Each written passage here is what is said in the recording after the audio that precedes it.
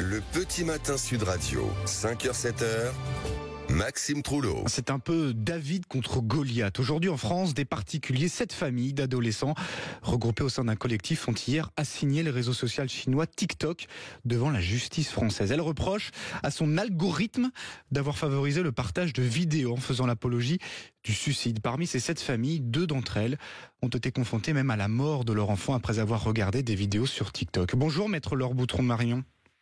Bonjour. Merci d'être l'invité ce matin. Vous êtes l'avocate représentante de ce collectif Algos Victima associé au cabinet Boutron-Marmion Associés. Ma première question est assez simple.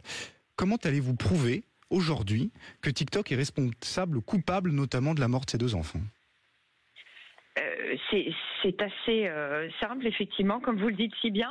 Nous avons de nombreuses pièces à notre dossier qui montrent, si vous voulez, que ces enfants, s'ils sont passés à l'acte, c'est parce qu'ils ont été biberonnés à des vidéos faisant l'apologie du suicide et surtout donnant des conseils, les bons modes d'emploi, si vous voulez, pour le faire. Alors, est-ce que vous avez bon espoir que cette assignation en justice débouche ensuite sur un procès ? Alors, de toute façon, c'est le cas. C'est-à-dire que la justice française fait que l'acte introductif d'instance que j'ai mis en place va attraire directement en justice TikTok qui devra répondre par des arguments. Après, le juge les considérera solides ou pas. Et c'est au juge français de trancher.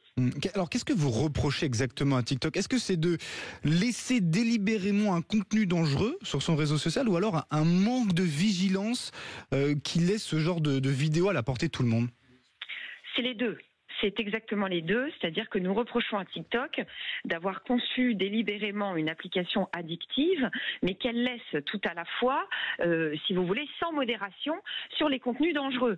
Ce qui fait un cocktail, si vous voulez, absolument dangereux pour l'adolescent qui y est confronté, puisqu'il se retrouve absolument matraqué de vidéos, d'un volume considérable de vidéos, totalement mortifères. Alors comment, dans quel état d'esprit sont aujourd'hui les parents ? Que vous ont-ils dit ? Et surtout, qu'espèrent-ils peut-être jusqu'à une interdiction de TikTok ? Les parents, ils sont très sereins, ils sont déterminés. Ils espèrent évidemment être entendus par la justice. Et ils espèrent que les souffrances de leurs enfants soient entendues.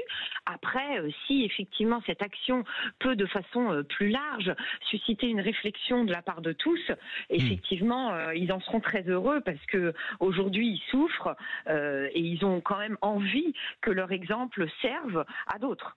TikTok qui affirme pourtant, je cite, avoir des experts pour protéger notre communauté et tout particulièrement les plus jeunes. C'est un sujet qui est pris avec le plus grand des sérieux, explique TikTok. À vous entendre, en tout cas, ça paraît complètement faux, en tout cas. C'est pas que c'est faux, c'est que ce sont des effets d'annonce et qu'aujourd'hui la modération qui est mise en place, elle est infinitésimale par rapport à ce qu'il faudrait pour que véritablement ces contenus-là ne circulent pas librement sur la plateforme. En mars dernier, d'ailleurs, l'Italie avait condamné TikTok à une amende de 10 millions d'euros, reprochant au réseau social d'avoir laissé se diffuser des contenus, je cite, menaçant la sécurité des mineurs. Est-ce que ça vous donne de l'espoir, maître ? De toute façon, tout ce qu'il se passe aujourd'hui dans tous les pays me donne de l'espoir. Parce que je ne suis pas la seule, évidemment, à dénoncer avec ces familles ce qu'il se passe. Ça se passe comme ça aux États-Unis. Si vous voulez, beaucoup de voix commencent à s'élever. Donc, évidemment que finalement, dans le débat international, si vous voulez, nous ne sommes pas seuls. Merci infiniment, Maître Laure Boutron-Marmion, d'avoir été notre invité ce matin. Merci. Je rappelle que vous êtes avocate, représentant de Algos Victima, donc ce premier collectif de familles souhaitant assigner TikTok devant la justice civile française. Vous êtes associé au cabinet Boutron-Marmion Associés. Merci infiniment d'avoir été notre invité ce matin à l'écoute de Sud Radio.